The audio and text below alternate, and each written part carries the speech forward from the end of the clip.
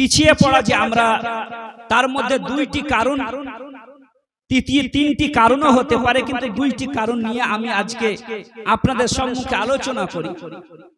Doctor Iqbal बोलेছেন, वो जमाने में मुअज्जज थे मुसलमान होकर, हम खार हुए तारीके कुरान होकर।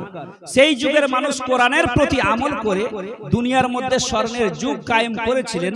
আজ আমরা কোরআনের শিক্ষাকে ছেড়ে দিয়ে আজ দুনিয়ার মধ্যে সবচাইতে বেশি নির্যাতনের শিকার।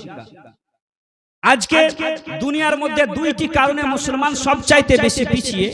আমাদের ওলামায়ে কেরামদের দৃষ্টিভঙ্গি অনুযায়ী হতে পারে এর চাইতে বেশি কয়েকটি কারণ হতে পারে, কিন্তু আমার নজরে আপাতত দুইটি কারণ। এক নম্বর কারণ হচ্ছে আমরা শিক্ষার দিক দিয়ে পিছিয়ে, দ্বিতীয় নাম্বার হচ্ছে আমরা রাজনৈতিক দিক দিয়ে পিছিয়ে। রাজনৈতিক দিক দিয়ে আমরা পিছিয়ে। আজকে যদি মসজিদে রাজনৈতিক বিষয়ে আলিম ওলামা আলোচনা করে তো দুনিয়ার মানুষ সবচাইতে বেশি মনে করে যে রাজনীতি করাটা গুনাহে আজিমের কাজ। সবচাইতে বড় গুনাহ মনে করা হয় রাজনীতি করাকে। এটা মনে করা হয় যে রাজনীতি করা যাবে না, মুসলমানের রাজনীতি করা ঠিক নয়, গুনাহের কাজ, পাপের কাজ। এইরকম সিচুয়েশন, এইরকম চিন্তাধারা আমাদের যুবকদের, আমাদের মুসলমানদের মানুষদের, এই হচ্ছে আমাদের অবস্থা। এবার চিন্তা করুন, রাজনীতি আমাদের কোথায় করা হয়? রাজনীতিতে যে পিছিয়ে আমরা, আসল রাজনীতিতে পিছিয়ে, নকল রাজনীতিতে কিন্তু পিছিয়ে নয়। আমাদের রাজনীতি, মুসলমানদের রাজনীতি কোথায় চলে? মুসলমানদের রাজনীতি চলে মসজিদে মসজিদে। মুসলমানদের রাজনীতি চলে কোথায়? জালসাতে জালসাতে। মুসলমানদের রাজনীতি চলে কোথায়? মাদ্রাসাতে মাদ্রাসাতে, কমিটির মধ্যে। মুসলমানদের রাজনীতি চলে কোথায়? এক মুসল্লি অপর মুসল্লির সাথে।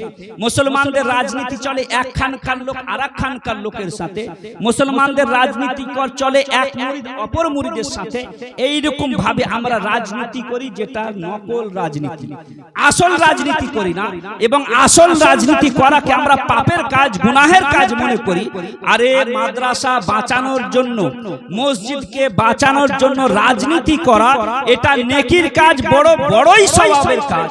মাদ্রাসাকে বাঁচানোর জন্য, মসজিদকে বাঁচানোর জন্য, ওয়াকফ জমিনকে বাঁচানোর জন্য এইরকম রাজনীতি করা এটা হচ্ছে কি নেকির কাজ। আর সর্বশেষ আজকের কিছু কুকুর, আজকের কিছু মানুষ সোশ্যাল মিডিয়ার মাধ্যমে রাসূল করিম রউফুর রহিম সাল্লাল্লাহু তাআলা আলাইহি ওয়াসাল্লামের জাতের উপরে হামলা করে হুজুর সাল্লাল্লাহু আলাইহি ওয়াসাল্লামের সম্মানের হানি করার চেষ্টা করছে। ওই রকম মানুষদের বিরুদ্ধে পার্লামেন্টে গিয়ে আমাদের যুবকরা যদি এই কানুন বানায় कि मोहम्मद से वफा तूने तो हम तेरे हैं, ये जहां चीज है कि अल्लाह कलम तेरे हैं, ওই রাজনীতি করার নেকির কাজ। কিন্তু আল্লাহু আকবার, জিন্দাবাদ।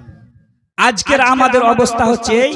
আরে স্বাধীনতার পর থেকে নিয়ে 90 বছর হতে যাচ্ছে, আজ পর্যন্ত রাসূল বিরোধী যারা রাসূলের জাতের উপরে আমল তুলে, সময় সময় হুজুর সাল্লাল্লাহু আলাইহি ওয়াসাল্লামের জাতের উপরে আমল তুলে, হুজুর সাল্লাল্লাহু আলাইহি ওয়াসাল্লামকে কখনো টেররিস্ট মাযআল্লাহ বলা হয়, কখনো নানান প্রকার খারাপ বাক্য দ্বারা সম্বোধন করা হয়।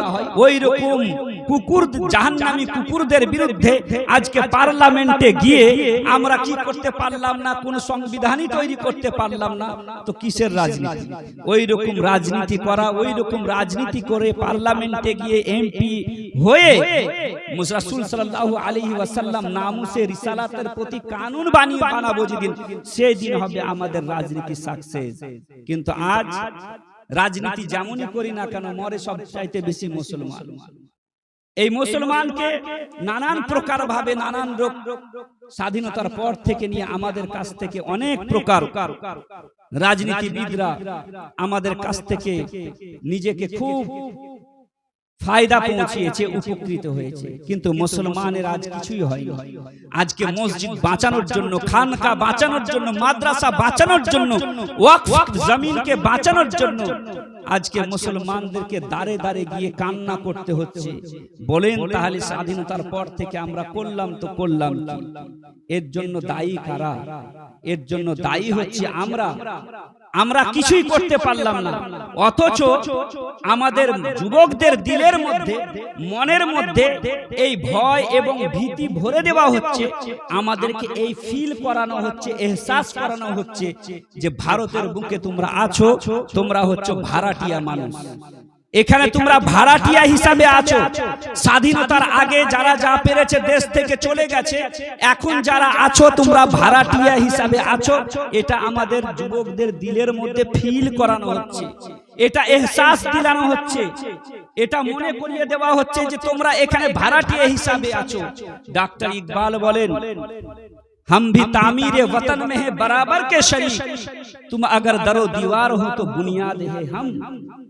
डॉक्टर इकबाल बोले, हिंद को नाज है जिस पर वो निशानी हम है, ताज ताज और लाल किला के यहाँ बानी हम है। আমরাও এখানে কি সমান সমান ভাগীদার ভারতের। এই ভারতকে স্বাধীন করার জন্য আমাদের পিতামাতারা, আমাদের পূর্বপুরুষরা নিজের রক্ত দিয়ে ভারতকে স্বাধীন করেছেন। এই ভারত আমরা সহজভাবে স্বাধীন করতে পারিনি। কেউ নিজের পিতাকে হারিয়ে, কেউ নিজের মাতাকে হারিয়ে, কেউ নিজের ভাইয়ের উৎসর্গ করে, ভাইকে উৎসর্গ করে, নিজের জান মাল ইজ্জত আবরুকে বিলীন করে এই ভারত থেকে আমরা ইংরেজকে আমরা তাড়তে পেরেছি এবং ভারতকে স্বাধীন করে স্বাধীন দেশে আমরা শ্বাস নিচ্ছি। আর এই স্বাধীন দেশে থাকার পর আমাদেরকে বলা হচ্ছে তোমরা এখানে ভাড়াটিয়া হিসাবে আছো। এটা বড়ই এটা কি আমাদের জন্য বড়ই করুণ বিষয়। কারণ আমাদেরকে আমরা স্বাধীনতার পর থেকে আমরা কিছুই করিনি রাজনৈতিক দিক দিয়ে। আজ যদি আমরা মনে করি যে আমরা নিজেই যদি আমরা মনে করি আর চুপ থাকি, আজকে অবস্থা হচ্ছে এই ভারতের বুকে যে যাদেরকে আমরা চলা শিখিয়েছিলাম, যাদেরকে আমরা বলা শিখিয়েছিলাম, যারা উলঙ্গভাবে চলাফেরা করত, যারা বাপ বেটার মধ্যে পার্থক্য বুঝতো না, বাপ বেটার মধ্যে সম্পর্ক কি সেরকম বুঝতো না, যারা কি করত, যারা নিজের ধর্ম সম্পর্কে কিছু বুঝতো না, যারা খোদা সম্পর্কে কিছু বুঝতো না, যারা চেয়ারে বসতে জানতো না, যারা ব্যাকওয়ার্ড ও উঁচু বর্ণ এবং নিচু বর্ণের মধ্যে পার্থক্য করত, যারা কি করত, যারা সাদা চামড়ার মানুষ তারা কালো চামড়ার মানুষের মধ্যে বিচ্ছেদ করত, যারা অর্থনৈতিক যারা বড় লোক ছিল তারা গরিবদেরকে কি করত, তারা গরিবদের মাঝে বিভেদ এবং বিচ্ছেদ করত। ওই সময় আমরা বিভেদ বিচ্ছেদ, গরিব এবং বড় লোক, আমির এবং গরিবী, কালো বর্ণ আর সাদা বর্ণ সব কিছুকে ধুয়ে মুছে আমরা পরিষ্কার করে যাদেরকে আমরা সভ্য মানুষ হিসাবে গড়ে তুলেছি। মুসলমানের যেমনই মুসলমানের সংস্কৃতি ভারতে এসেছে, ভারতের মানুষ প্রকৃত মানুষ হয়েছে, আজ তারাই আমাদেরকে বলছে এরা অসভ্য মানুষ, এরা হচ্ছে নোংরা মানুষ, এরাই হচ্ছে মূর্খ মানুষ। डॉक्टर इकबालेर কথা অনুযায়ী বললে এটা বলা যায়, जिन पत्थरों को हमने अता की थी धड़कने जब बोलने लगे तो हम ही पे बरस पड़े। যে পাথরকে আমরা চলা শিখিয়েছিলাম, বলা শিখিয়েছিলাম, জান দিয়েছিলাম, সে পাথর যখন বলতে লাগলো তখন আমার বিরুদ্ধে কি করতে লাগলো, বলতে লাগলো। আজ এই রকম মানুষরা মুসলমানদের বিরুদ্ধে কথা বলছে এবং মুসলমানদেরকে বলছে যে এরা কিছু জানে না, সবচাইতে বেশি মূর্খ মানুষ। মুআজ্জাজ সামিন একরাম, এটা তো হলো রাজনৈতিক দিক, শিক্ষা ও সাংস্কৃতিক দিক দিয়ে আমরা যে পিছিয়ে, তার কারণ কয়েকটি বলে আমি আমার বক্তব্য ইতির দিকে যাব। আপনাদের কাছে আমার একটা প্রশ্ন, শিক্ষিত সমাজ আপনাদের, আমাদের দেশে ইংরেজরা কত বছর রাজত্ব করেছে? ইংরেজরা আমাদের দেশে কত বছর রাজত্ব করেছে? 100 বছর পুরো দেশ কবজা করতে লেগেছে, আর 100 বছর রাজত্ব করেছে 200 বছর। 200 বছর ইংরেজরা এখানে রাজত্ব করেছে। ইংরেজরা রাজত্ব করে ভারত সোনার পাখি, সোনার ভারতকে কি করেছে, লুটপাট করে নিয়ে চলে গেছে। এই ভারতে 200 বছর আমরা গোলামীর জীবন কাটিয়েছি, দাসত্বের জীবন কাটিয়েছি। আজকে এই যারা আজকে সব চাইতে বেশি সভ্য জাতি নিজেকে বলছে, আজকে যারা নিজেকে মনে করছে আমরা সবচাইতে বেশি সভ্য জাতি, আমাদের কাছে গুগল আছে, গোটা দুনিয়ার শেয়ার মার্কেটকে এক মুহূর্তের মধ্যে ফেলে দেওয়ার মতো আমাদের হাতে ডলার আছে, গোটা দুনিয়ার সায়েন্স সিস্টেম আমাদের হাতে আছে, গোটা দুনিয়ার কি আছে, নাসা আমাদের হাতে আছে, ডলার, নাসা এবং তার সাথে সাথে কি আছে আমাদের হাতে, গোটা দুনিয়াকে এক মুহূর্তে শেষ করে দেওয়া, কিয়ামত বরপা, কিয়ামত নিয়ে আসার মতো পরমাণু বোমার রিমোট কন্ট্রোল আমাদের হাতে আছে। গোটা দুনিয়ার অধিকার নিয়ে তারা কথা বলছে, গোটা দুনিয়ার মধ্যে সর্বশিক্ষা অভিযান চালাচ্ছে, education is the backbone of nation, এই কথাটা সকলের মাথায় ভরে দিতে চাইছে। কিন্তু এক সময় এমন ছিল যখন মানুষ প্রকৃত মানুষ ছিল না, পশুর চাইতে নিকৃষ্ট ছিল। আজ মুসলমান শিক্ষার দিক দিয়ে যে পিছিয়ে, তার কয়েকটি কারণ। আমরা মুসলমান আজকে যদি বলা হয় শিক্ষার দিক দিয়ে মুসলমানদেরকে, তো বলা হয় যে শিক্ষা অর্জন করে কি করব, আমরা তো চাকরি পাচ্ছি না। কালকে রেজাল্ট আউট হয়েছে, আমাদের ওলামারা বহুত কি হয়েছে, চাকরি পেয়েছেন, তো চাকরি হচ্ছে না, শুধু শিক্ষা অর্জন করে কি করব, এইরকম আমাদের যুবকদের চিন্তাধারা।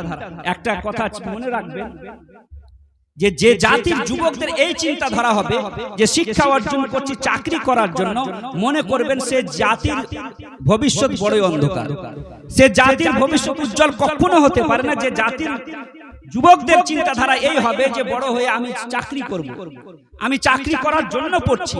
আর যে জাতির যুবকদের এই চিন্তাধারা হবে যে শিক্ষা অর্জন করছি, শিক্ষা অর্জন করার পর কি করব, নিজে সঠিকভাবে পরিচালনা হব, নিজে চলব, নিজের সাথে সাথে কি করব, অপরকেও সঠিকভাবে পরিচালনা করব, ইসলামকে জানবো, খোদাকে চিনবো। যদি কোনো যুবকের এই চিন্তাধারা হয় আর এই চিন্তাধারা নিয়ে যদি সে শিক্ষা অর্জন করে, সেই যুবক চাকরিও পাবে এবং সেই যুবকের দ্বারাই জাতি উপকারও পাবে।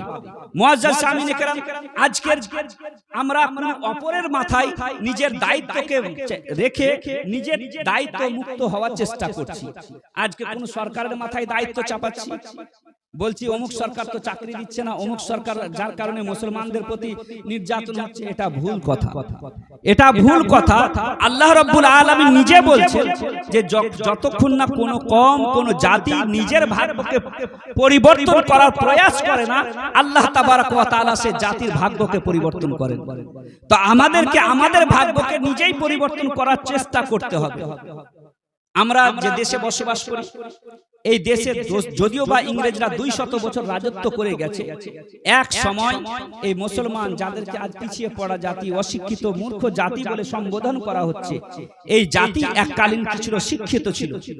এই জাতির দ্বারাতেই জীবন দুনিয়ার মধ্যে সায়েন্সের ইনভেনশন এবং আবিষ্কার হয়েছে, বহু জিনিসের আবিষ্কার মুসলমানরা করেছে, দুনিয়ার মধ্যে হাজার হাজার শিক্ষা প্রতিষ্ঠান কায়েম করেছে। এমনই ইতিহাসে এসেছে যে ইসলামের বড় বড় মুসলমানদের ইউনিভার্সিটিতে, ইউরোপিয়ান দেশের বড় বড় সম্রাটদের সন্তানেরা মুসলিম ইউনিভার্সিটিতে অ্যাডমিশন নেওয়ার জন্য দাঁড়ে দাঁড়ে ঘুরে বেরিয়েছে। আজ আমাদের সন্তানরা ভালো আমেরিকার কোন ইউনিভার্সিটিতে অ্যাডমিশন নেওয়ার জন্য আজকে দাঁড়ে দাঁড়ে এমবিসি টু এমবিসি ঘুরে বেড়ায় দিল্লির মধ্যে, তবুও তাদের অ্যাডমিশন হয় না, তাদেরকে ভিসা দেওয়া হয় না। এই হচ্ছে মুসলমানদের অবস্থা। আমেরিকা এবং ইউরোপ, এদের রাসূল করিম সাল্লাল্লাহু আলাইহি ওয়াসাল্লামের আগমনের পূর্বে এদের মধ্যে কয়েকটি নীতিমালা ছিল। রাসূল করিম সাল্লাল্লাহু আলাইহি ওয়াসাল্লামের আগমনের পূর্বে একটি নীতিমালা তো এই ছিল যে যারা ধর্মগুরু, যারা শিক্ষা গুরু, তাদের সন্তানেরাই শুধু শিক্ষা অর্জন করতে পারবে, তাছাড়া দুনিয়ার কোনো মানুষ শিক্ষা অর্জন করতে পারবে না। ভারতের বুকে এইরকম ছিল, যারা সাধু সন্ন্যাসী ধর্ম সম্পর্কে অবগত, তাদের সন্তানেরাই শুধু শিক্ষা অর্জন করতে পারত। যদি তাছাড়া অন্য কেউ শিক্ষা অর্জন করে নিত, ধর্মীয় পুস্তকের কোন শ্লোক শুনে নিত, তার কানের মধ্যে কি করত, সীসা গলিয়ে ঢেলে দেওয়া হতো। এইরকম ভাবে চলতো নির্যাতন। এইরকম ছিল শিক্ষা ব্যবস্থা ভারত এবং ইউরোপের। ভারত এবং ইউরোপের অবস্থা এইরকম ছিল। আজকে ভারতের অবস্থা, ভারতের শিক্ষার অবস্থা, রাসূল করিম সাল্লাল্লাহু আলাইহি ওয়াসাল্লামের আগমন যে সময় হয়, সেই সময় সেই যুগটা দিকেও একবার যদি আমরা কল্পনার মাঝে যদি নিয়ে আসি, কল্পনার মধ্যে সেই যুগটাকে যদি আমরা দেখি, তো আমরা এখনকার মানুষ অনেক ভালো মানুষ।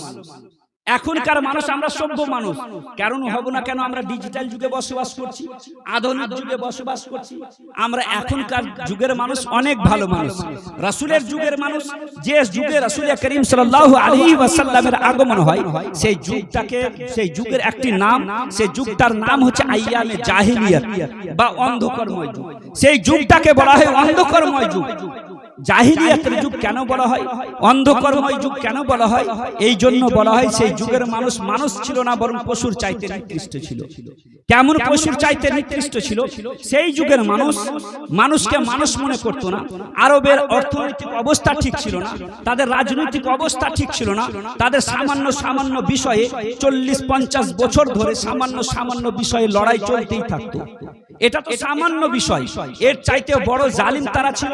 তারা শরাব পান করত, তারা মদ পান করত, তারা কি করত? নারী সম্মান নিয়ে ছিনিমিনি খেলতো, তারা নারী শিশুকে জীবন্ত কবর দিয়ে দিত।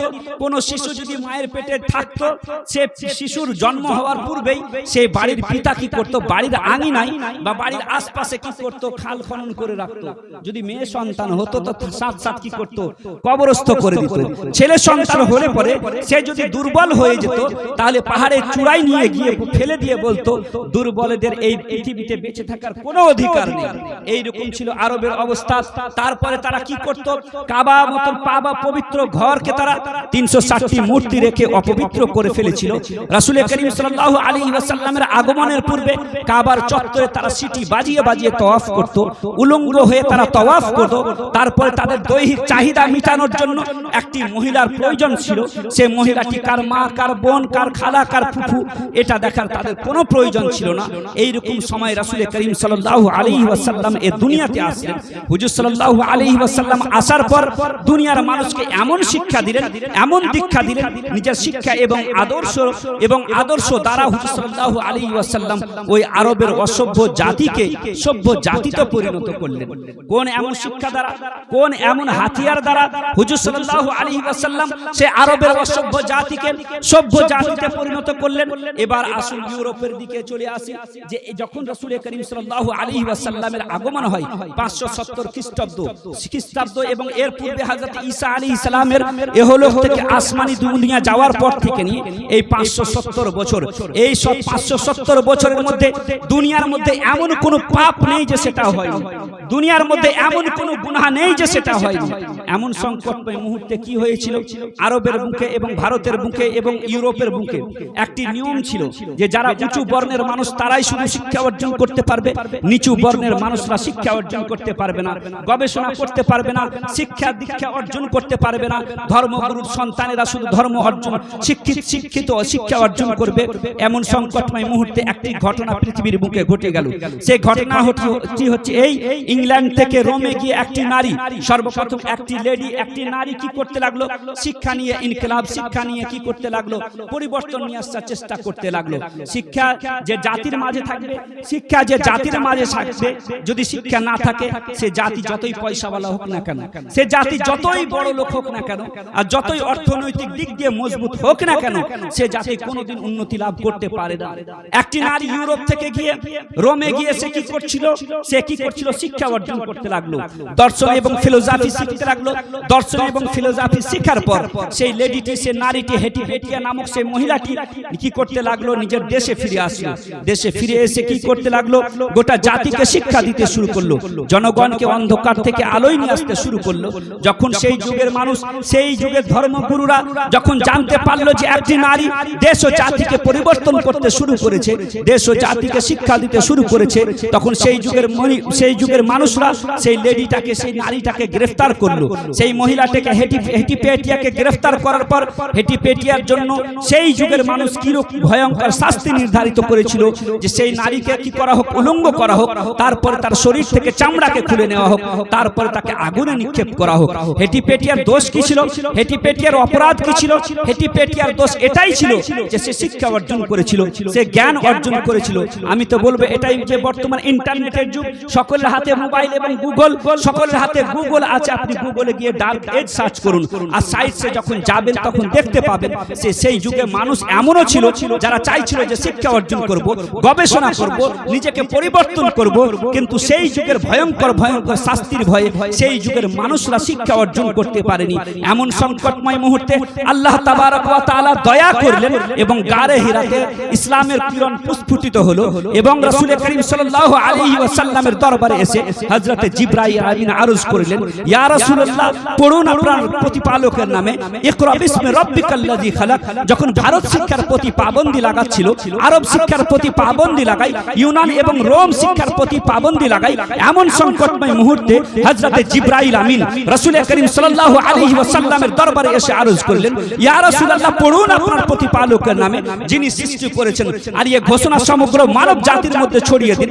এখন পর্যন্ত দুনিয়াবাসী শিক্ষা অর্জনকারীদেরকে শাস্তি দিয়েছে, এখন পর্যন্ত দুনিয়াবাসী শিক্ষা অর্জনকারীদের প্রতি নির্যাতন করেছে, এখন আর এই শাস্তি চলবে না, এখন আর নির্যাতন চলবে না, এখন ইসলামের আগমন ঘটেছে, এখন ইসলাম দুনিয়াবাসীকে শিক্ষাও দিবে, গবেষণা করার জন্য চিন্তাও দিবে, রিসার্চ করার জন্য ভাবনাও দিবে যে হে মানব জাতি, তুমি যদি শিক্ষা অর্জন করতে চাও, তুমি যদি গবেষণা করতে চাও, তুমি যদি রিসার্চ করতে চাও, তাহলে তোমরা সর্বপ্রথম আসমানের উচ্চতার প্রতি গবেষণা করো, জমিনের নিচে স্তরের প্রতি গবেষণা করো, চন্দ্র সূর্যের উদয় ও অস্তের প্রতি গবেষণা করো, গ্রহের চক্রকারে পরিবর্তনের প্রতি রিসার্চ করো, দিন রাত্রির আসা যাওয়ার প্রতি গবেষণা করো, কখনো পাহাড়ের দিকে তাকিয়ে তোমরা চিন্তা করো, গবেষণা করো, কখনো গ্যালাক্সির দিকে তাকিয়ে তোমরা গবেষণা করো, কখনো তোমরা কি করো, তোমরা রাসূল করিম সাল্লাল্লাহু আলাইহি ওয়াসাল্লামের বলা সমুদ্রের ভিতরে গিয়ে তোমরা সমুদ্রের বিভিন্ন প্রাণী এবং জীবকে দেখে তোমরা রিসার্চ করো, গবেষণা করো, কখনো উটের দিকে তাকিয়ে তোমরা গবেষণা করো।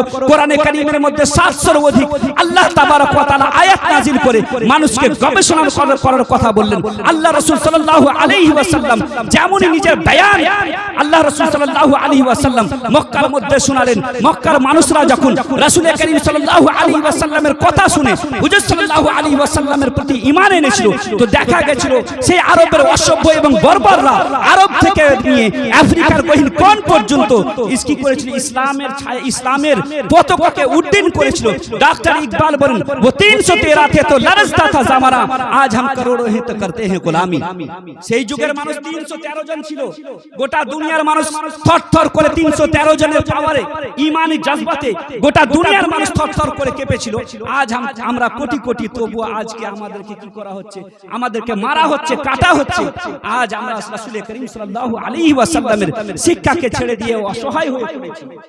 আরে আমি তো এটা বলি যে ধর্মের সর্বপ্রথম বাণী, দুনিয়ার মধ্যে যত রকম মাযাহিব আছে, যত রকম ধর্ম আছে, সব ধর্মকে স্টাডি করুন, সে কোন ধর্মের এই কথা বলা নেই যে মায়ের কোল থেকে নিয়ে কবর পর্যন্ত শিক্ষা অর্জন করুন। আল্লাহ রাসূল বলেছেন, উতলুবুল ইলমা মিনাল মাহদি ইলাল লাহদ, মায়ের কোল থেকে নিয়ে কবর পর্যন্ত তোমরা জ্ঞান অর্জন করো, শিক্ষা অর্জন করো। রাসূল বলেছেন, তালাবুল ইলমি ফরিজাতুন আলা কুল্লি মুসলিম, প্রত্যেক মুসলমানের প্রতি শিক্ষা অর্জন করা ফরজ। আল্লাহ রাব্বুল আলামিন 700 অধিক আয়াতে কারিমা কোরআনে কারিমে নাযিল করে বলছেন, তোমরা সায়েন্স নিয়ে গবেষণা করছো না, মনে করছো সায়েন্সের সাথে ইসলামের কোনো সম্বন্ধ নেই। আল্লাহ রাব্বুল আলামিন 700 অধিক আয়াতে কারিমা সায়েন্স সম্বন্ধে নাযিল করে বলেছেন, হে মানুষ, তোমরা কেন গবেষণা করছো না, কেন তোমরা চিন্তা করছো না, কেন তোমরা ভাবনা করছো না, এই বিষয়ে কেন গবেষণা করছো না, জমিনের মধ্যে কেন চলাফেরা করছো না, বিভিন্ন নিদর্শন সমূহ কেন দেখছো না, এই নিয়ে তোমরা কেন আল্লাহ রাব্বুল আলামিনের একত্ববাদের প্রতি কেন ঈমান আনছো না। আল্লাহ রাব্বুল আলামিন এই রকম ভাবে গবেষণার কথা বলেছেন। আজ সে জাতি যার সর্বপ্রথম বাণী হচ্ছে যে শিক্ষা দীক্ষা গবেষণা নিয়ে, আজ সে ধর্মের মানুষ আজ শিক্ষা থেকে দূরে থাকার কারণে আজ দুনিয়ার মধ্যে সব চাইতে বেশি পিছিয়ে পড়া জাতি আমরা। আজ বিভিন্ন, শুধু ভারতেই নয়, ভারতের বাইরে বিভিন্ন কয়েকটি দেশে আমরা ঘোরাফেরা করেছি, দেখেছি, সব দেশের অবস্থা এই যে মুসলমান আজ শিক্ষার দিক দিয়ে পিছিয়ে। আরে বড় আফসোসের বিষয়, আজকে রাস্তার ঝাড়ু দেওয়া মানুষের ছেলেদেরকে ডিএম হতে দেখা যায়, মুসলমানের ছেলেদেরকে দেখা যায় না। বড় আফসোসের বিষয় যে রাস্তার যে বাথরুম পরিষ্কার করে, পায়খানা পরিষ্কার করে, নালা পরিষ্কার করে, তাদের সন্তানদেরকে, ট্যাক্সি ড্রাইভারের সন্তানদেরকে আজ এমবিবিএস ডাক্তার হতে দেখা যায়, আইপিএস অফিসার হতে দেখা যায়, কিন্তু মুসলমানের সন্তানদেরকে আজ দেখা যায়। যদি এই হয় মুসলমানদের অবস্থা, ভারতে টিকতে পারবে? একবার চিন্তা করে যে ভারতে আজকে আমাদের যুবকরা ভুলে গেছে নিজের ইতিহাস, নিজের গৌরবময় ইতিহাসকে ভুলে গেছে যে আমাদের ইতিহাস ছিল কি, আমরা কে ছিলাম, এটা ভুলে গেছে।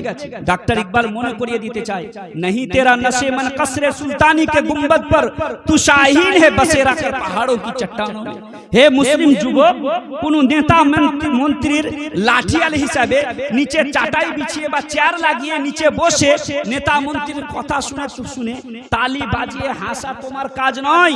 তোমার কাজ হচ্ছে জাতিকে নেতৃত্ব দেওয়া, দুনিয়াকে নেতৃত্ব দেওয়া, দুনিয়ার লিডারশিপ নিজের হাতে নিয়ে দুনিয়ার মানুষের ঘরে ঘরে, গরিবের ঘরে ঘরে তাদের অধিকার পৌঁছে দিয়ে তোমার কাজ। नहीं तेरा नशे मन कसरे सुल्तानी के गुंबद पर तू तू शाहीन है बसेरा कर पहाड़ों की चट्टानों में। हे मुस्लिम যুবক, তোমার জায়গা রাজপ্রাসাদের সিংহাসনের উপরে, তোমার জায়গা রাষ্ট্রপতির জায়গা। আজ তুমি রাস্তায় ঝাড়ু দেওয়ার চাকরি পেয়ে মনে করছো আমি খুশ হয়ে গেলাম, ক্লার্কের নকরি পেয়ে মনে করছো আমি খুশ হয়ে গেলাম। এটা তোমার কাজ নয়। তোমার কাজ তো বর্তমান ভারতে ইউপিএসসি টপ করে আইপিএস অফিসার হওয়া, ডিএম হওয়া, কালেক্টর হওয়া তোমার কাজ। আর তুমি কি করছো? ইসলাম সম্পর্কে কিছুই বুঝলে না, জাতি সম্পর্কে কিছুই বুঝলে না, জাতির মায়া দরদ তোমার ভিতরে কিছুই নেই। আর তুমি মনে করছো মরার পরে আমি জান্নাত পাবো, এটা ভুল ধারণা। আল্লাহ রাসূল বলছেন কুল্লুকুম রাঈন ওয়া কুল্লুকুম মাসউলুন আন রাঈয়াতিহি। তোমরা প্রত্যেকেই দায়িত্ববান, আর তোমাদের দায়িত্ব সম্পর্কে তোমাদেরকে জিজ্ঞাসা করা হবে যে তোমরা তোমাদের দায়িত্ব সঠিকভাবে পালন করেছো না করেছো। আজ উম্মতে মুসলিমা অপেক্ষা করছে, হয়তো আসমান থেকে ফেরেশতা আসবে, আসমান থেকে ফেরেশতা আসবে আমাদেরকে বাঁচাতে। আসমান থেকে আমাদেরকে বাঁচানোর জন্য ফেরেশতা আসবে না। যদি আসতো তাহলে ফিলিস্তিনে আল্লাহ আগে পাঠাতেন। হাজার হাজার শিশু মৃত্যুর কবল থেকে বাঁচানোর জন্য আল্লাহ রাব্বুল আলামিন পাঠাতেন। এখানে আল্লাহ রাব্বুল আলামিন পাঠাবেন না, আপনাকে আমাকেই পরিবর্তন হতে হবে।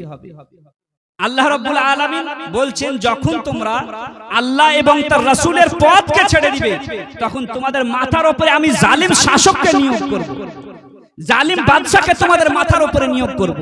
আজকে যে জালিম বাদশা আমাদের মাথার উপরে নিয়োগ হয়েছে, এটা আমাদের আমলেরই কারণ।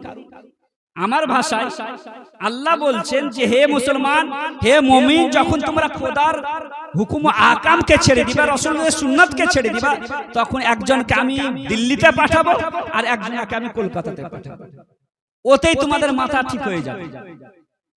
মুসলমানদেরকে ঠিক করার জন্য আল্লাহ রাব্বুল আলামিনের মানে কথার সারাংশ হচ্ছে যে একজনকে দিল্লিতে, একজনকে কলকাতাতে পাঠাবো, দুইজন ব্যক্তিকে পাঠাবো, তোমাদের মাথা ঠিক করে দিবে।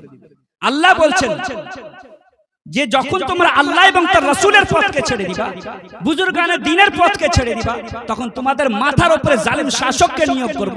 আল্লাহ রাব্বুল আলামিন বলছেন ওয়ালা তাহিনু ওয়ালা তাহজানু ওয়া আনতুমুল আ'লাউনা ইন কুনতুম মুমিনিন। হে মুসলমান, তোমরা চিন্তা করো না, ভাবনা করো না, তোমরাই পৃথিবীর মধ্যে জয় লাভ করবে যদি তোমরা একটি শর্ত মানো, সেটা হচ্ছে এই যে তোমরা মুমিন হয়ে যাও। যদি তোমরা মুমিন হয়ে যাও, তোমরাই পৃথিবীর মধ্যে জয়লাভ করবে। डॉक्टर इकबाल बोलते हैं हम जो जीते थे तो जंगों की मुसीबत के लिए, और मरते थे तेरी नाम की अजमत के लिए, और टल ना सकते थे अगर जंग में अड़ जाते थे, पाओ शेरों के भी मैदान से उखड़ जाते थे, तुझसे सर्कस हुआ कोई तो बिगड़ जाते थे, अरे तीर क्या चीज हम तोप से भी लड़ जाते थे, दस्त तो दस्त है दरिया भी ना छोड़े हमने, बहरे जुल्मात में दौड़ा दिए घोड़े हमने। এই ছিল আমাদের গৌরবময় ইতিহাস। দরিয়ায়ে দাজলাতে মুসলমান গেছে, দরিয়ায়ে দাজলাই কিনারায় যাওয়ার পর মুসলমান ভাবছে এবার পার হবো কিসে, নৌকা তো আমাদের কাছে নেই, সবারই তো ঘোড়া। তো মুসলমানদের ইমানি পাওয়ার এমনই যে ইমানি পাওয়ার, ইমানি জজবা এমন যে দরিয়ায়ে দাজলার মধ্যে ঘোড়া নিয়ে দৌড়ে চলে গেছে। সেটাকে ডॉक्टर ইকবাল বলেন দস্ত তো দস্ত হে দরিয়া भी না छोड़े हमने, बहरे जुल्मात में दौड़ा दिए घोड़े हमने। ইমানি জজবা এমন ছিল যে নৌকারও প্রয়োজন পড়েনি, সমুদ্রের মধ্যে ঘোড়া দৌড়িয়ে দিয়েছেন আমাদের পূর্বপুরুষরা। তোপকেও ভয় করেনি, তোপের সামনে সিনা আমরা দিয়ে দিয়েছি। আজ আমাদের গৌরবময় ইতিহাসকে ভুলে গিয়ে আজ আমাদের যুবকরা দিশেহারা, ভয় ভীতি কাজ করছে। কিছু বলিও না, সরকার আছে, অমুকের সরকার আছে, অমুক কাজ করে দিবে, অমুক কাজ করে দিবে, কিচ্ছু বলতে হবে না, চুপচাপ থাকো। এই যে ভয়, এ খামোশ মেজাজি তুমি জিনে नहीं देगी। আজকে কি করা হবে? আজকে মুসলমান যারা কলমা পড়নে वाला, তাদেরকে সর্বপ্রথম একটি থাপ্পড় মারা হবে।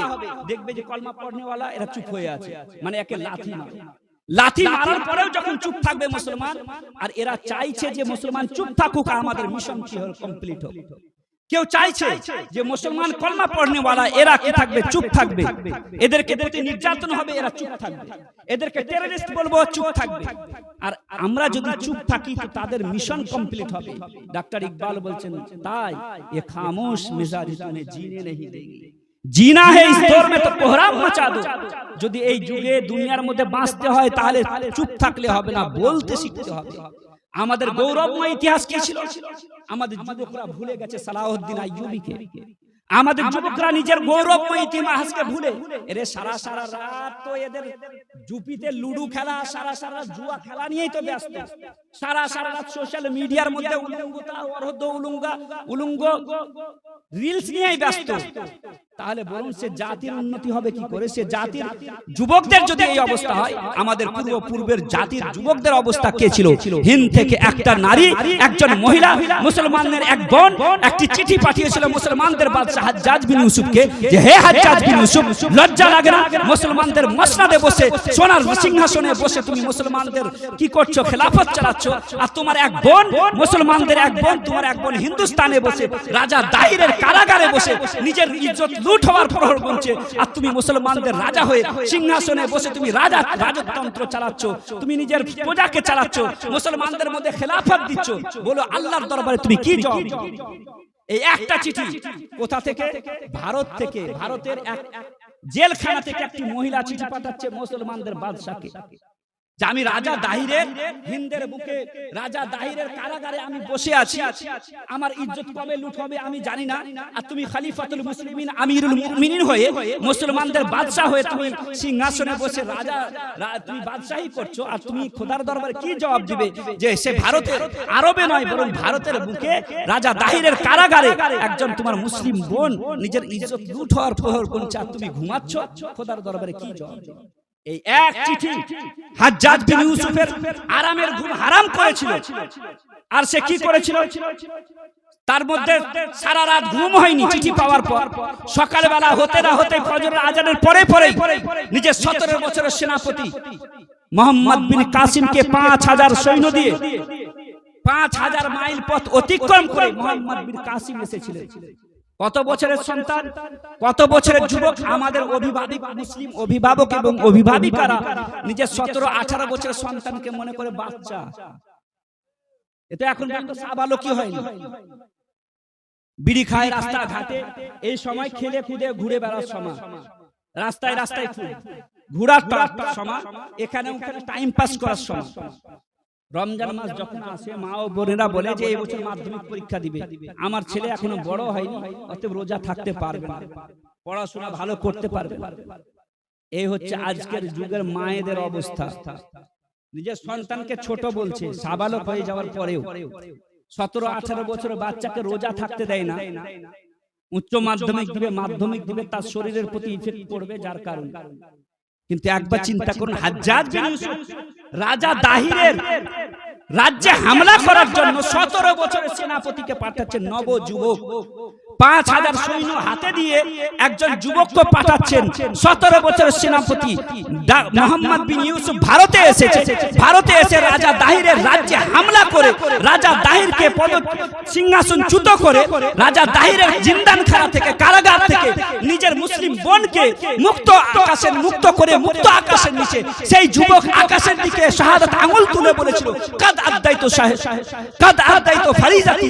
আজ একজন মুসলিম যুবকের দায়িত্ব পালন বলেন।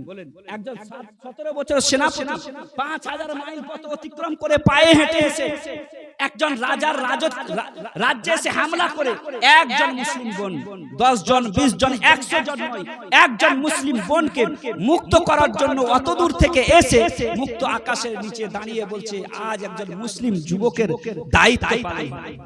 আজ আমি মুসলমান হয়ে গর্ববোধ করছি যে আমি আমার মুসলিম বোনের ইজ্জতকে বাঁচাতে পারলাম। আজ হাজার হাজার মুসলিম বোনেরা আজ জালিমেদের কারাগারে বন্দী আছে। আজ আমরা মুসলমান, আমরা কিছুই করতে পারি না। সোশ্যাল মিডিয়ার মধ্যে আমাদের মুসলিম বোনেদের মধ্যে নির্যাতন হচ্ছে, আমরা দেখতে পাচ্ছি, তবু আমরা আজ কিছু করতে পারছি না। আজ মুসলিম বোনেদের মাথা থেকে স্কার্ফকে খুলে নেওয়া হচ্ছে। আজ আমরা নির্যাতনের শিকার হওয়া মহিলাকে দেখে আমরা কিছু করতে পারছি না। গোটা দুনিয়ার মুসলিম বাদশারা, মুসলিম প্রিন্সেসরা কি করছে? মুখে তালা লাগিয়ে বসে আছে। মুসলমানদের পক্ষে কথা বলার মতো আজ দুনিয়ার মধ্যে কেউ নেই। কারণ হচ্ছে এই যে গোটা দুনিয়ার মানুষ আজ আমাকে এবং আপনাকে দুনিয়ার মধ্যে বোঝ মনে করে নিয়েছে, যার কারণে আজকে শীতের সময়তে কুকুরের বাচ্চা মরে গেলেও সম্মান আছে। কারণ অ্যানিম্যাল রাইটস নিয়ে যারা কথা বলে তারা মিডিয়ায় এসে বলে কুকুরের বাচ্চা মরে গেছে, কিন্তু আজকে মুসলমানদের সন্তানরা মরলে পরে আজকে মানবাধিকার নিয়ে যারা কথা বলে তারা কোনো ভাগ করে না।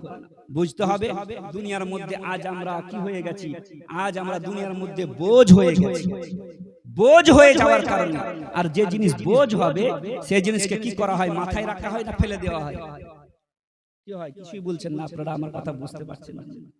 যে জিনিস বোঝ হয় সেই জিনিসকে মাথায় রাখা হয় না, বরং পায়ের নিচে ফেলে দেওয়া হয়। আমরা বোঝ হয়ে গেছি। আপনি বলবেন কেমন কথা বললেন? বোঝ হয়ে গেছি, অবশ্যই বোঝ হয়ে গেছি।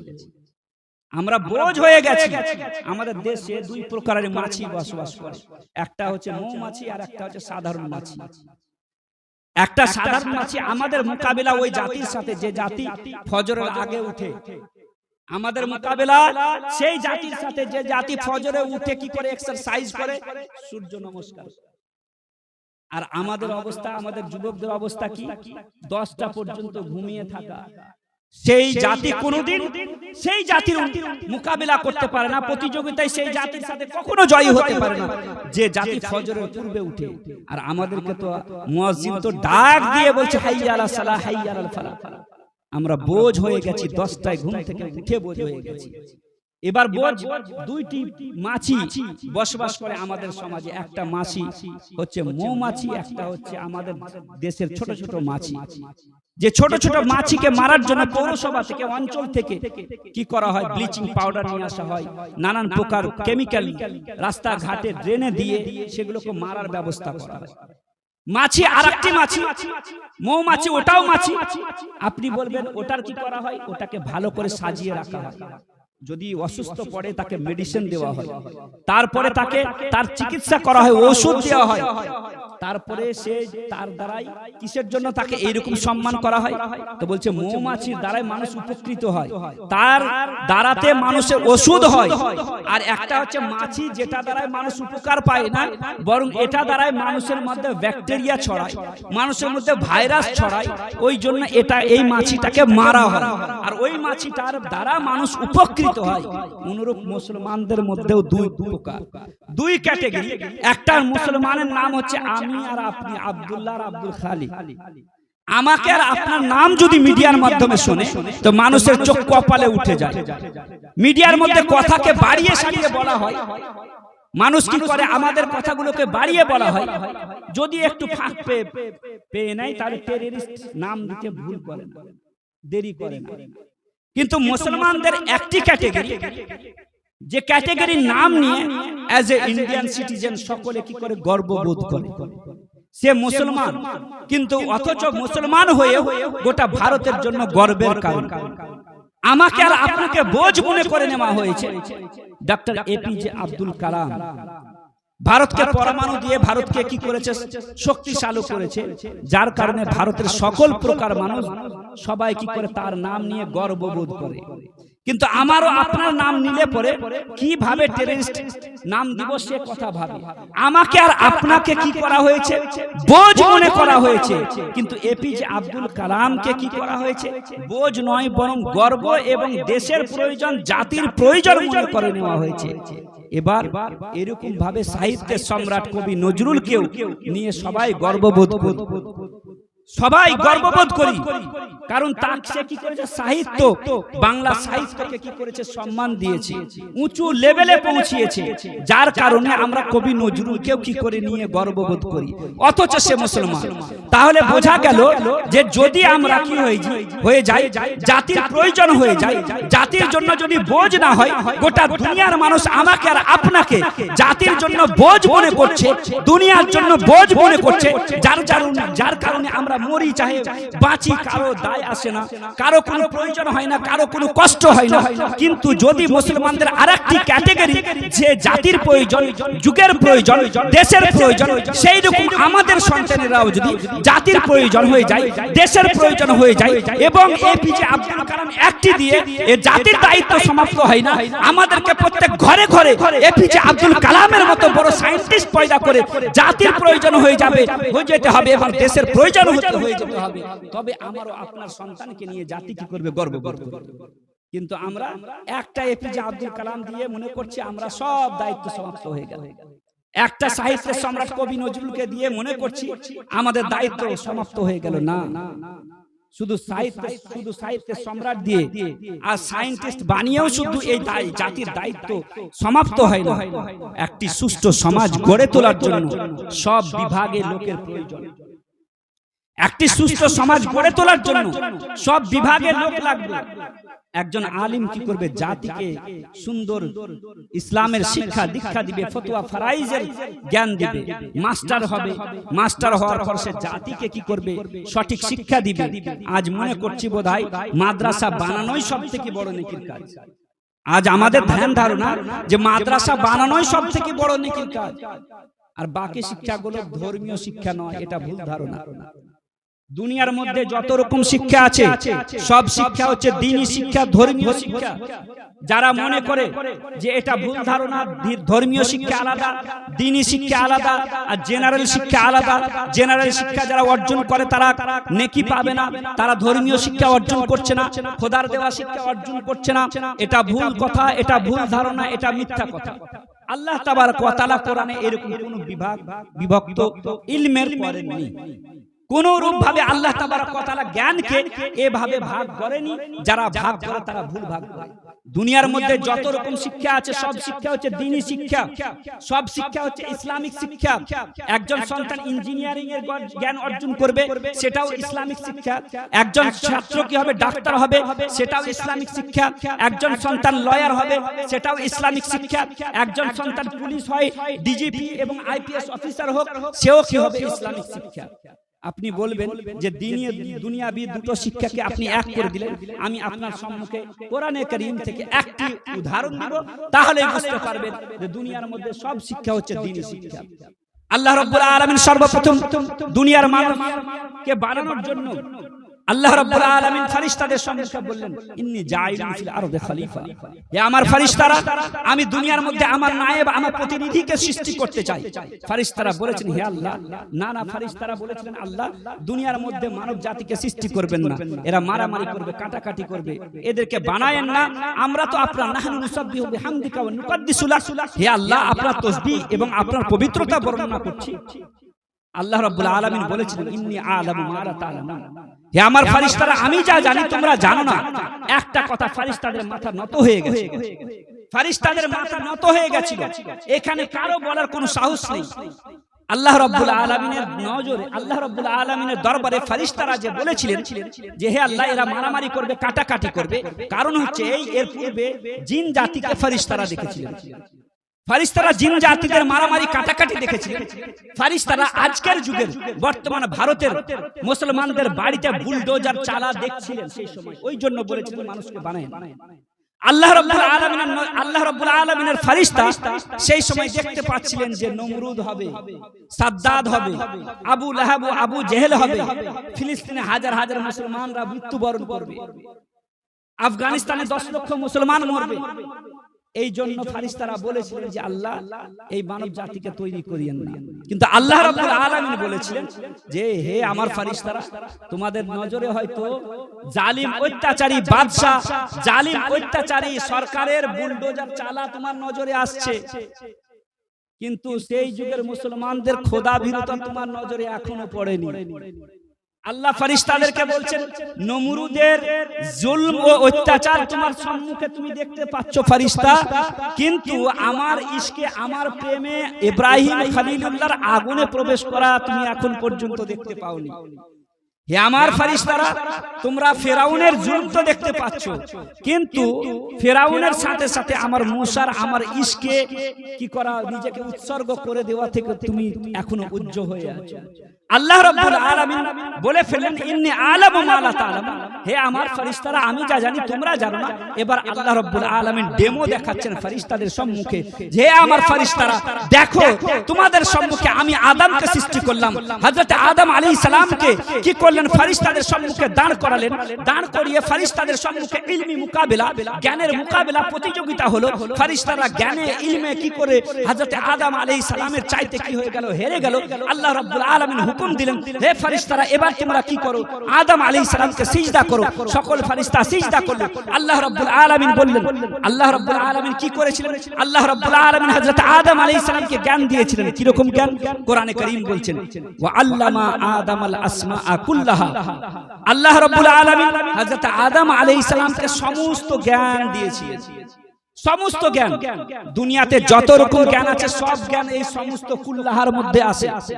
আল্লাহ রাব্বুল আলামিন হযরত আদম আলাইহিস সালামকে এমন কি বাড়িতে আমাদের মা এবং বোনেরা কিচেনে যে সমস্ত জিনিসগুলো ব্যবহার করেন সেগুলোর জ্ঞান আল্লাহ রাব্বুল আলামিন হযরত আদম আলাইহিস সালামকে দিয়েছিলেন।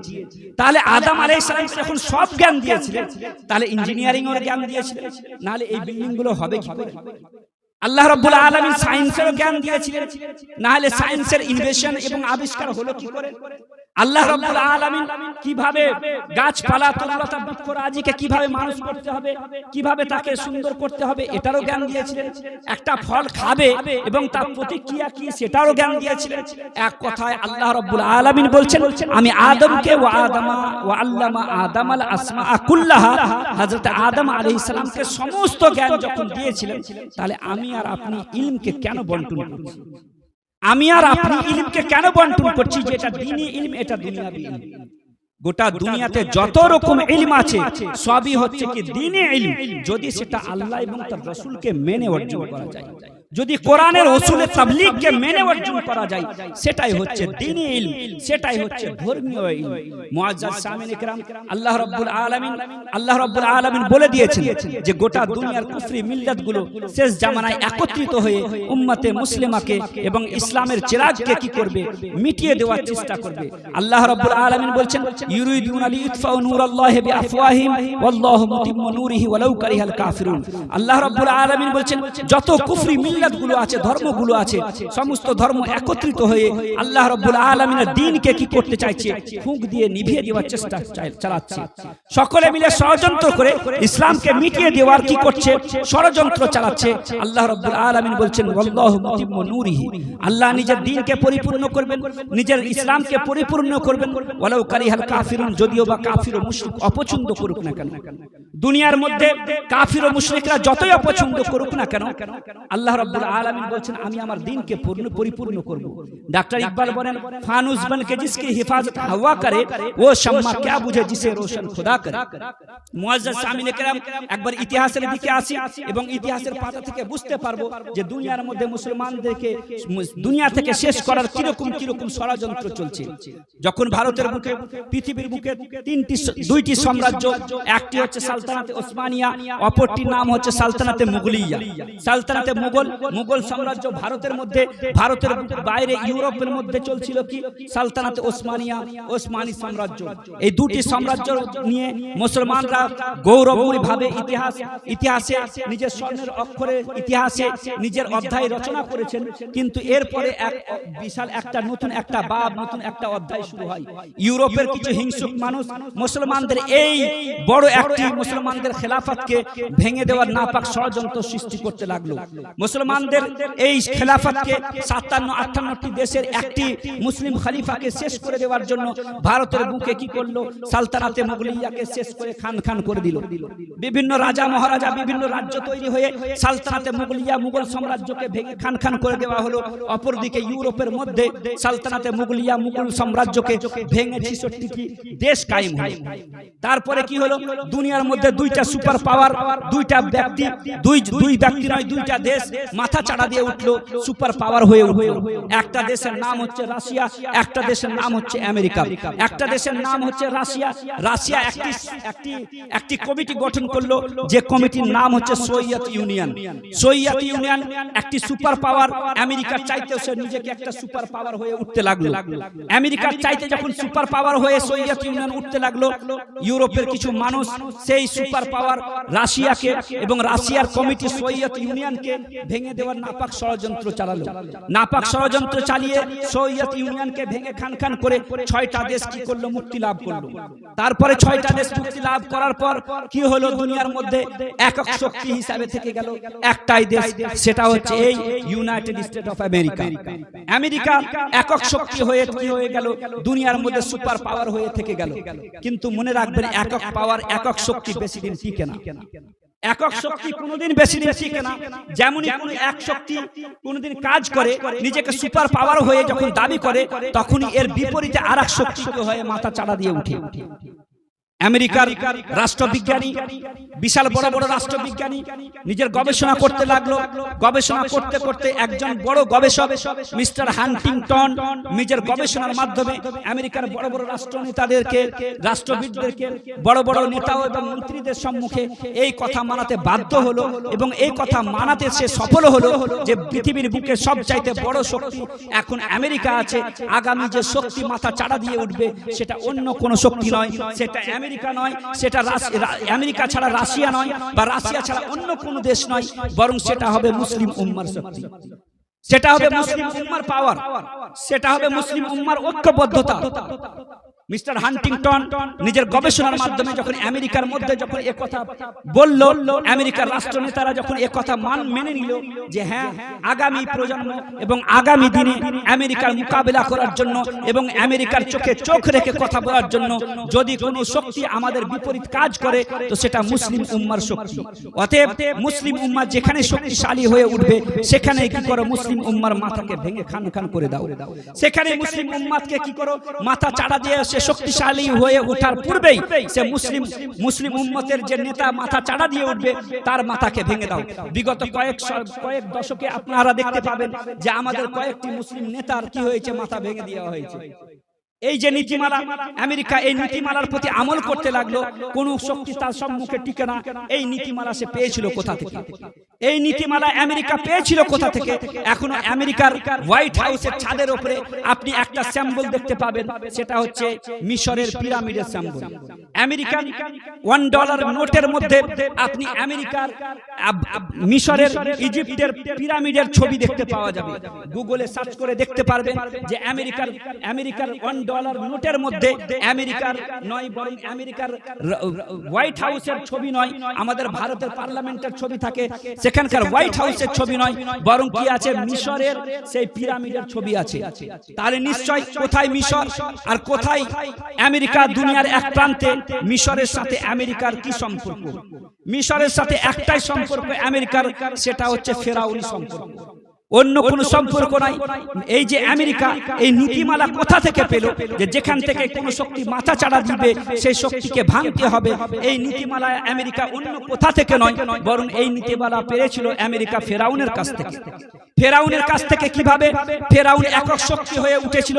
কোরআনে কারিমে এর পুরো ইতিহাস বর্ণনা করা হয়েছে। ফেরাউন একক শক্তি হয়ে গোটা পৃথিবীর বুকে মাথা চাড়া দিয়ে উঠেছিল। এমন শক্তি হয়ে উঠেছিল সে যে নিজেকে বলেছিল আনা রব্বুকুমুল আলা, আমি সর্বশ্রেষ্ঠ প্রতিপালক, আমি হলাম খোদা। নিজের পায়ের কাছে নিয়ে এসে মানুষকে কি করাতো? সিজদা করাতো। আর আমেরিকার আর ফেরাউন কি করতো? দেখতো যে নিজের আশপাশে, নিজের রাজ্যের মধ্যে কেউ ফেরাউনের মতো শক্তিশালী হয়ে উঠছে না, এরকম সে কি করতো? দেখাশোনা করতো। কেউ যদি ফেরাউনের মতো কেউ শক্তিশালী হয়ে উঠতো, তো ফেরাউন কি করতো? তার মাথাকে ভেঙে দিত। এইরকম ভাবে নির্যাতন চালিয়ে যায় ফেরাউন। এমন সংকটময় মুহূর্তে কি হয়? ফেরাউন কি করে? এক গণকের কাছে যায়। নিজের রাজাদের দরবারে কি থাকতো? গণক থাকতো। গণকের কাছে জিজ্ঞাসা করে যে আমার এই রাজত্ব কতদিন চলবে? তো গণক বলে তোমার রাজত্ব বেশি দিন চলবে না, এই রাজত্ব বেশি দিন চলবে না। তুমি যে ফেরাউন, যে এক মহান এবং প্রতিপত্তি হয়ে বিশাল রাষ্ট্রনায়ক হয়ে উঠছো, তুমি যে এক বিশাল খোদা হয়ে দাবি করছো, তোমার এই রাষ্ট্র, তোমার এক মহান প্রতিপত্তি এবং মহান রাষ্ট্রনায়ক হওয়া তোমার বেশি দিন চলবে না। কিছুদিন পরেই তুমি কি হয়ে যাবে? ফেরাউন, তুমি ধরাশায়ী হয়ে যাবে। তুমি যে একক শক্তি হয়ে আছো, এই একক শক্তির মোকাবিলা করার জন্য একটা বাচ্চা জন্মগ্রহণ করবে। যে বাচ্চা জন্মগ্রহণ করে তুমি কি হবা? ফেরাউন, তুমি তার পায়ের নিচে তুমি ধরাশায়ী হয়ে যাবে।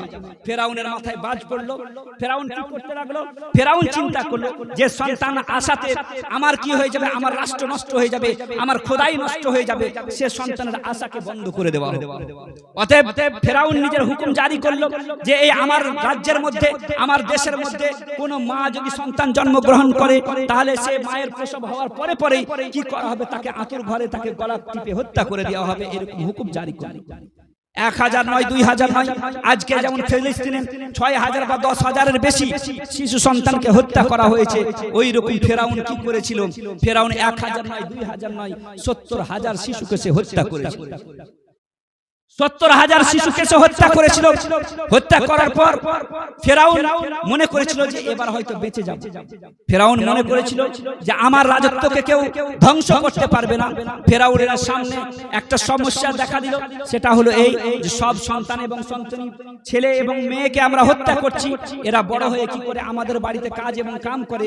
এদেরকে যদি বাচ্চা অবস্থাতে মেরে দেওয়া হয়, তাহলে আমাদের বাড়িতে কাজের লোক হিসেবে কাজ করবে কে? ফেরাউন বলল যে সন্তানের দ্বারা আমার রাজ্য ভেঙে যাবে। সে সন্তানটা যেহেতু ছেলে সন্তান হবে, ওই জন্য কি করা হোক, মেয়ে সন্তানদেরকে ছেড়ে দেওয়া হোক, আর শুধুমাত্র ছেলে সন্তানদেরকে হত্যা করা হোক। আল্লাহ রাব্বুল আলামিন হুকুম দিলেন। আল্লাহ রাব্বুল আলামিন গায়েবানা মাদাদে ফেরাউনকে সম্বোধন করে বললেন, হে ফেরাউন, জুলুম করতে পারবি, অত্যাচার করতে পারবি, জুলুম করার যত করে নে, অত্যাচার করার করে নে, তুই কি করতে পারবি? জুলুম করতে পারবি, অত্যাচার করতে পারবি, বনি ইসরাইল বংশের মায়েদের কোলকে তুই খালি করতে পারবি, 70,000 শিশু সন্তানকে তুই হত্যা করতে পারবি। আল্লাহ রাব্বুল আলামিনের জমিনে হাজার হাজার মানুষকে খুন করে তুই নিজের হাতকে রঞ্জিত করতে পারবি। কিন্তু ফেরাউন শুনে নে, যে সন্তানের দ্বারা, যে ছোট সন্তানের দ্বারা তোর ফেরাউন, তোর রাজ্য কি হয়ে যাবে? শেষ হয়ে যাবে। হে ফেরাউন, ভারাশায়ী হবি। সে সন্তানের আগমনকে তুই রুখতে পারবি না। আমি আল্লাহ সে সন্তানের জন্ম করাবো, সেই সন্তানকে আমি দুনিয়ার বুকে নিয়ে আসবো। আল্লাহ রাব্বুল আলামিন নিজের কুদরতের মাধ্যমে হযরত মূসা আলাইহিস সালামের কি করেছেন? জন্মগ্রহণ করেছেন। এবং জন্মগ্রহণ করার পর আল্লাহ রাব্বুল আলামিন ক্ষান্ত হননি, বরং নিজের কুদরতের মাধ্যমে, এখানে নয়, আকাশে নয়, বাতাসে নয়, পাহাড়ে এবং পর্বতে এবং সমুদ্রে নয়, বরং আল্লাহ রাব্বুল আলামিন নিজের কুদরতের মাধ্যমে ফেরাউনের ঘরে শুধু মূসা আলাইহিস সালামকে নয়, বরং মূসা আলাইহিস সালামের পুরো গোষ্ঠী সহ লালন পালন করে দেখিয়ে দিয়েছেন। আল্লাহ রাব্বুল আলামিন দেখিয়ে দিয়েছেন, যাকে আমি হেফাজত করি, দুনিয়ার কোনো মানুষ তাকে কি করতে পারে না, তার জান নিতে পারে না। আল্লাহ রাব্বুল আলামিন হযরত মূসা আলাইহিস সালামকে বড় করেছেন ফেরাউনের ঘরে লালন পালন হয়ে। হযরত মূসা আলাইহিস সালাম আল্লাহর হুকুমে ফেরাউনের দরবারে কি করেছেন? তাবলীগ করেছেন, ইসলামের দাওয়াত দিয়েছেন। ইসলামের দাওয়াত ফেরাউন মানে আল্লাহ রাব্বুল আলামিন ওই ফেরাউনকে কি করেছেন? মূসা আলাইহিস সালাম আল্লাহ রাব্বুল আলামিনের হুকুমে হিজরত করে দেশ থেকে, এহ দেশ থেকে পরদেশ, অন্য দেশ, নিজের মাতৃভূমিকে ছেড়ে অন্যর ভূমিতে আল্লাহ রাব্বুল আলামিনের হুকুমে যখন হিজরত করে যাচ্ছিলেন, পিছে পিছে ফেরাউন ধাওয়া করে হযরত মূসা আলাইহিস সালামের উত্তরসূরি এবং মূসা আলাইহিস সালামের পিছন পিছন ধাওয়া করে হযরত মূসা আলাইহিস সালামকে হত্যা করার জন্য যখন এসেছিল, আল্লাহ রাব্বুল আলামিন পানিতে ডুবিয়ে ডুবিয়ে কি করেছেন? আল্লাহ রাব্বুল আলামিন ফেরাউনকে ধূলিসাৎ করে দিয়েছেন। এই হচ্ছে ইসলামকে কি করেছিল? শেষ করার জন্য ফেরাউন উঠেছিল। আজ আমেরিকা কি করছে? ইসলামকে শেষ করার জন্য ইসরায়েলের সাহায্য নিয়ে মুসলমানদেরকে কি করতে চাইছে? কোণঠাসা করতে চাইছে, মুসলমানকে দুনিয়া থেকে নিস্তনাবুদ করতে চাইছে, দুনিয়া থেকে সরাতে চাইছে। কিন্তু ফেরাউনের পরেও একজন ব্যক্তি ছিল যারা চাইছিল যে মুসলমানদেরকে, আজ হয়তো মুসলমান শেষ। ফেরাউন যেমন ভেবেছিল যে মূসাকে মেরে দিলাম মানে ইসলাম শেষ হয়ে গেল, এটা ভুল ধারণা ছিল। ওই রকম আজকেও আমেরিকা এবং ইউরোপিয়ান কান্ট্রির বিভিন্ন দেশের মানুষেদেরও বড়ই ভুল ধারণা যে এ থেকে হয়তো ইসলাম শেষ। এটা কখনো নয়। ইসলাম কি ফিতরত নে কুদরত নে লচক दी है, जितना ही दबाओगे उतना ही उभरेगा। যত ইসলামকে দাবানোর চেষ্টা করা হবে, তত এ কি হবে? তত এ প্রশস্ত হবে, তত এ ছড়াবে। ফেরাউনের পরে পরে একজন ব্যক্তি দুনিয়া রাজ করবে বলে এসেছিল, গোটা দুনিয়াকে নিজের হাতের মুঠোয় নিয়ে আসবে বলে ভেবেছিল। চেঙ্গিজ খান তাতারি কমে তাতারি। চেঙ্গিজ খান দাজলা নদীতে 3 দিনে 18 লক্ষ মুসলমানকে হত্যা করেছিল। বাগদাদের বুকে হাজার হাজার মুসলমানদের লাইব্রেরিকে সে কি করেছিল, পুড়িয়ে দিয়েছিল।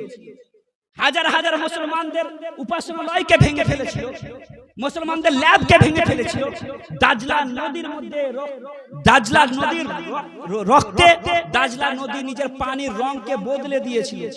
3 দিনে 18 লক্ষ মুসলমানকে হত্যা করে চেঙ্গিজ খান ভেবেছিল হয়তো আজ থেকে হয়তো ইসলামের কোমরকে ভেঙে দিলাম, আজ থেকে হয়তো ইসলাম শেষ। চেঙ্গিজ খান ওই সময় ভাবছিল যে আজ থেকে ইসলামকে শেষ করে দিলাম, কিন্তু যে সময় চেঙ্গিজ খান বাগদাদের বুকে, ইরাকের বুকে মুসলমানদেরকে হত্যা চালিয়ে ইসলামকে শেষ করার স্বপ্ন দেখছিল, ওই সময় কিন্তু ইন্দোনেশিয়াতে এবং মালয়েশিয়াতে হাজার হাজার মুসলমান লা ইলাহা ইল্লাল্লাহ মুহাম্মাদুর রাসূলুল্লাহ পড়ে ইসলাম জিন্দা হ্যায় আল্লাহ, ইসলাম জিন্দা হ্যায় আল্লাহ। এরপরে ভুল ধারণা কার ছিল? চেঙ্গিজ খানের। চেঙ্গিজ খানের পরে ভুল ধারণা হচ্ছে আমেরিকা এবং রাশিয়া, যে সুপার পাওয়ার হয়ে এসেছে, এবার দুনিয়া থেকে আমরা হয়তো ইসলাম সে ফেরাউনের নীতিমালাকে অবলম্বন করে ইসলামকে কি করব, ধ্বংস করে দেব। কিন্তু এরা জানে না আল্লাহ রাব্বুল আলামিন বলছেন ইউরিদুনা লিইতফাউ নূরাল্লাহি বিআফওয়াহিহিম ওয়াল্লাহু মুতিম্মু নূরিহি ওয়ালাউ কারিহাল কাফিরুন। দুনিয়ার যতই বড় শক্তিশালী হোক না কেন, সে ফেরাউন হোক না কেন, সে তাতারি কমে চেঙ্গিজ হোক না কেন, আমেরিকার মতো সুপার পাওয়ার হোক না কেন, আল্লাহ রাব্বুল আলামিন বলছেন কেউ ইসলামকে শেষ করতে পারবে না। ওয়াল্লাহু মুতিম্মু নূরিহি ওয়ালাউ কারিহাল কাফিরুন। আল্লাহ রাব্বুল আলামিন ইসলামকে কি করবেন, পরিপূর্ণ করবেন। কি করবেন? কুফার ও মুশরিকিন যতই অপছন্দ করুক না কেন। মুআজ্জাজ সামিন ইকরাম, তো এই শুয়ে শুয়ে কিন্তু ইসলাম পরিপূর্ণ হবে এটা নয়, বরং আমাদেরকে ফিরে আসতে হবে হুজুর সাল্লাল্লাহু আলাইহি ওয়াসাল্লামের বলা সুন্নতের দিকে। হুজুর সাল্লাল্লাহু আলাইহি ওয়াসাল্লাম যে রাস্তায় আমাদেরকে চলতে বলেছেন, আমাদের বুজুর্গানে দ্বীন ওলি আউলিয়ারা যে পথে আমাদেরকে চলতে বলেছেন, সে পথকে যদি আমরা ছেড়ে দেওয়ার পর আধুনিকতার মাঝে যদি নিজেদের সফলতা খুঁজে বেড়াই, তাহলে কিন্তু আমাদের আগামী দিন, আমাদের ভবিষ্যৎ, আমাদের আগামী প্রজন্মের ভবিষ্যৎ বড়ই অন্ধকার।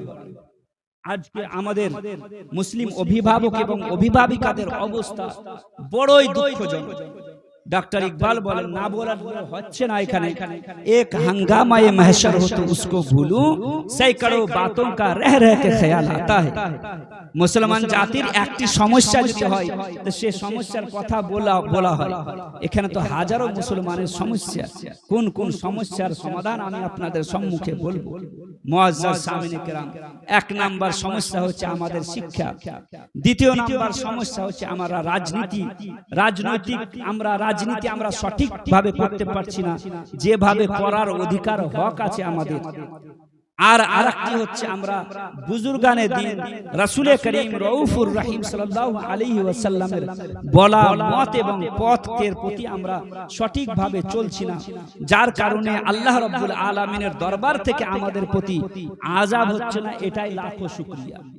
না হলে আমাদের যে কাজ, अगर डॉक्टर इकबाल बोले ना, अगर उनकी रहमत ना हो दरमिया में अभी आग लग जाए दोनों जहां।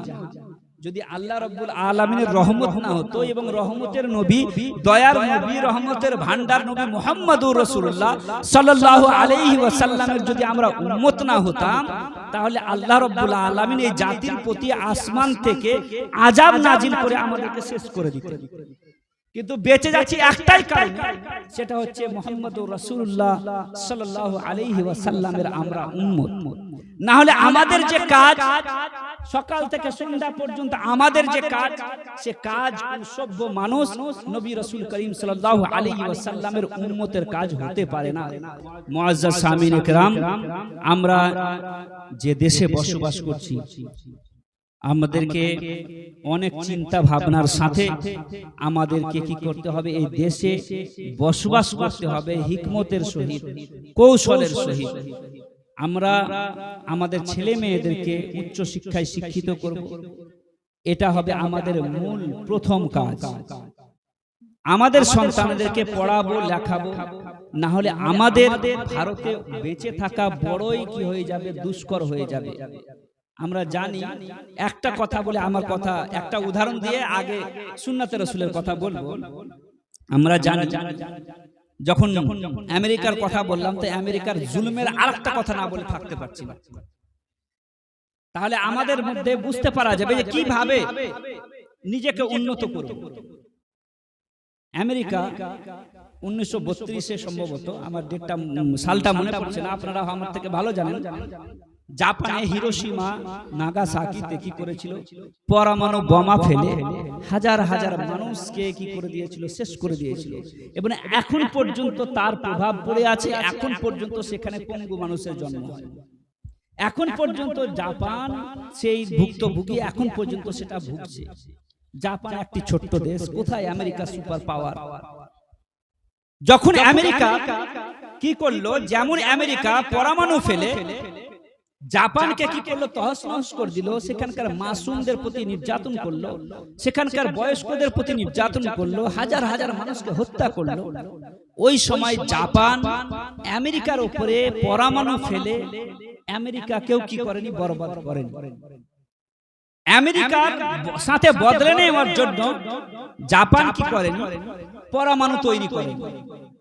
জাপান কি করেছিল, যে আমি একটা ছোট্ট দেশ, আমি যদি ওর সাথে বদলা নিতে যাই তাহলে কিন্তু আমি পারবো না। তাহলে আমি ওর সাথে বদলা নেওয়ার জন্য যে সমস্ত টাকা খরচা করব, যে সমস্ত ডলার ব্যয় করব, এর থেকে ভালো ওই টাকাটা আমি এডুকেশনে খরচ করি, ওই টাকাটা আমি শিক্ষাতে খরচ করি, শিক্ষা প্রতিষ্ঠানে খরচ করি। জাপান কি করলো, যত রকম তার আয় ছিল, যত রকম তার টাকা পয়সা ছিল, সব কি করলো, সে নিজের শিক্ষা ব্যবস্থাকে মজবুত করার জন্য ব্যয় করতে লাগলো। দেখা গেছিল জাপান এমন অবস্থা যে কিছু কিছু ক্ষেত্রে আমেরিকাকেও গোলাম বানিয়ে নিয়েছে, এবং বানিয়ে নিয়েছিল এবং নিয়েছে। এডুকেশন এমন একটি পাওয়ার, শিক্ষা এমন একটি পাওয়ার, জাপান যদি সে কি করতো, বদলা নিত, তাহলে সে বরবাদ হয়ে যেত। কিন্তু সে নিজের যত রকম টাকা পয়সা সব শিক্ষার প্রতি সে কি করলো, খরচ করতে লাগলো। এখন দেখতে পাবেন প্রত্যেক ঘরে ঘরে জাপানের প্রোডাক্ট পাওয়া যায়। আজকে টেকনোলজির দিক দিয়ে জাপান এত উন্নত যে আমেরিকাও তার কাছ থেকে কি করে, টেকনোলজি ধার করে। তাহলে শিক্ষার কত পাওয়ার। যে জাতি তার দুশ্মন ছিল, যে জাতি তাকে সম্মান দিত না, গোলামির উদ্যোগ, গোলামির মানে দাসত্বের মানে, গোলামির মানে এটা নয় যে কেউ আপনার পায়ে এসে সালাম করবে না। গোলামির মানে হচ্ছে এই যে আপনার কি শিক্ষা দীক্ষা কে মেনে নেওয়া, এটা একটা গোলামি। আপনাকে সম্মান দেওয়া, এটাও একটা গোলামি। আমেরিকা কি করতে লাগলো, জাপানের সম্মান করতে লাগলো। অনুরূপ মুআজ্জাজ সামিনে কেরাম, আজকে মুসলমানের ঘরে ঘরে টাকা, আজকে মুসলমানের ঘরে ঘরে পয়সা আছে, তাহলে আমরা কেন কাউকে বদলা না নিয়ে, কারো সাথে বদলা না নিয়ে নিজের সন্তান সন্ততিকে আমরা কি করব, পড়াবো। যেমন জাপান কি করেছিল, পড়ালেখা করিয়ে কি করেছিল, নিজের টেকনোলজির দিকটাকে মজবুত করে আমেরিকাকে কি করেছে, গোলাম বানিয়েছে। অনুরূপ আমরা যদি শিক্ষা অর্জন করি এবং প্রত্যেক ঘরে ঘরে যদি এপিজে আব্দুল কালামের মতো সায়েন্টিস্ট তৈরি হয়ে যায়, ইমাম আবু হানিফার মতো যদি গবেষক তৈরি হয়ে যায়, ইনশাআল্লাহুল আজিজ আমরাও জাতিকে কি করব, গোলাম বানাবো। মুআজ্জাজ সামিনে কেরাম, আজকে আমাদের মুসলমান জাতির মধ্যে সবচাইতে বড় চ্যালেঞ্জের বিষয় হচ্ছে এই একটা, তো হচ্ছে যে আমরা শিক্ষার দিক দিয়ে পিছিয়ে, আর আমরা রাজনৈতিক দিক দিয়ে পিছিয়ে। দ্বিতীয়ত হচ্ছে আমরা সুন্নাতে মুস্তাফাকে ভুলে গেছি, বুজুর্গানে দ্বীনের তরিকাকে আমরা ভুলে গেছি, এবং বুজুর্গানে দ্বীনের তরিকা মোতাবিক নিজের সন্তান আদিকে মানুষ করা আজকের যুগে একটা চ্যালেঞ্জের বিষয় হয়ে দাঁড়িয়েছে।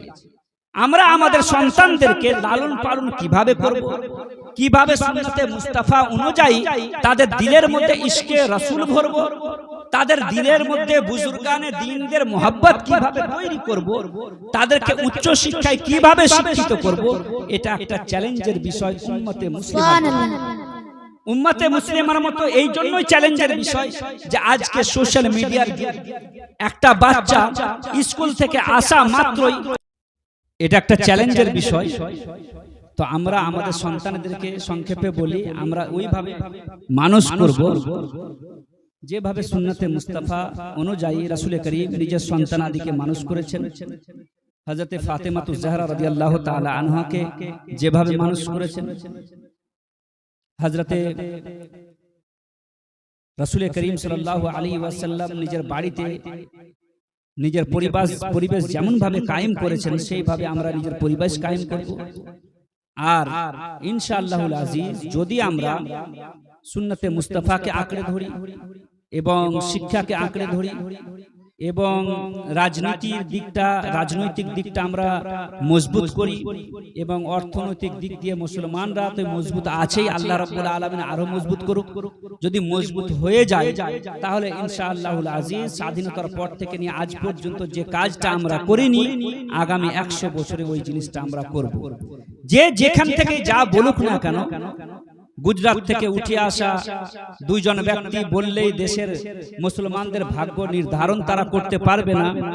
কারণ হচ্ছে এই ডাক্তার রাহাত ইন্দোরি সাহেব বলেন, लगेगी आग तो आएंगे कई घर जिद में, यहाँ पर सिर्फ हमारा मकान थोड़ी है, और जो आज साहिबे मसनद है कल नहीं होंगे, किराएदार है जाती मकान थोड़ी है, और सभी का खून है शामिल यहाँ की मिट्टी पर, किसी के बाप का हिंदुस्तान थोड़ी है।